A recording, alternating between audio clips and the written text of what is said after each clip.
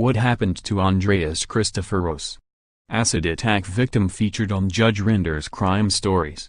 Andreas Christopheros and #X27, life changed forever in 2014 when a thug flung acid in his face in a harrowing case of mistaken identity. The dad in #X27's face melted in the brutal attack which left him in a coma for 4 days. Here in #X27's what you need to know about the brave property developer. Andreas Christopheros is a husband and dad of 2 from Truro, Cornwall. At the time of the attack he worked for his family and #X27's property and events business and was one of the founders of the Run to the Sun Car and Music Festival which was held in Newquay. But his life would never be the same again following the fateful events of December 9, 2014.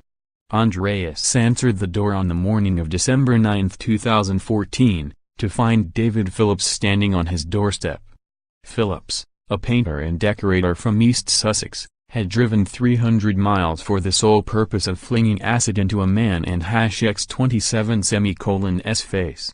The thug wrongly believed a man who had sexually assaulted a member of his family lived at Andreas and #X27 address and drove from East Anglia to the West Country to exact his revenge. When he answered the door, Phillips, who was clutching a beaker of battery acid, chucked it in his victim and #X27's face, telling him simply, "That and #X27's for you, mate." Reliving the incident on this morning, he told how he didn't #X27's have time to blink before the corrosive fluid was flung at him. He told Holly and Phil, the pain was inexplicable. It and #X27's nothing like I have ever felt. You can and #X27's even comprehend, but I knew straight away that it was acid. My t-shirt dissolved. It was like a waistcoat. There was no doubt in my mind. He screamed out to his wife Pia, who was upstairs with their baby, and ran to the kitchen and started dousing myself with as much water as I could because that was the only thing I knew to do. Pia, whose socks disintegrated as she ran on the acid-soaked carpet to call 999, described her husband and #X27's screams as haunting.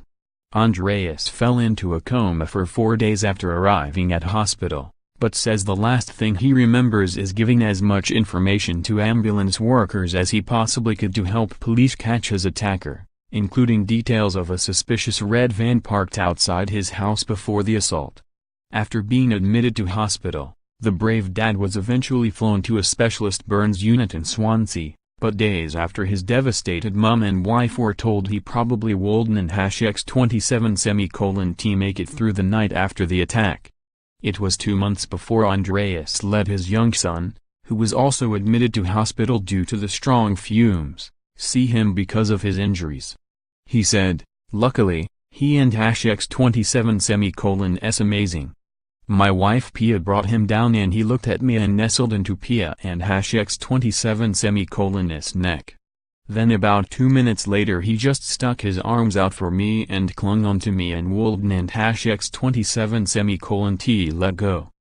It was the best feeling in the world. Without him I don't and #X27's know where I would be now. He and #X27's just absolutely incredible." Amazingly, Andreas has managed to get back on track with the support of his wife, who has stuck with him over the 4 years. In 2018, he became a father for the second time to a baby boy, Lazarus. David Phillips was caged for life for his vile act. Andreas said the thug attempted to apologize, telling him in court he was sorry as he entered his guilty plea. But the apology fell on deaf ears, with Andreas saying, "He was very uncooperative with the police and only pleaded guilty at the 11th hour when I was in the witness room to give evidence. We walked past and he gestured to his heart and said in #X27 I'm sorry and #X27. To be honest, it fell on deaf ears, we just walked straight past. It didn't and #X27 make any difference. You can WhatsApp us on 078107915002.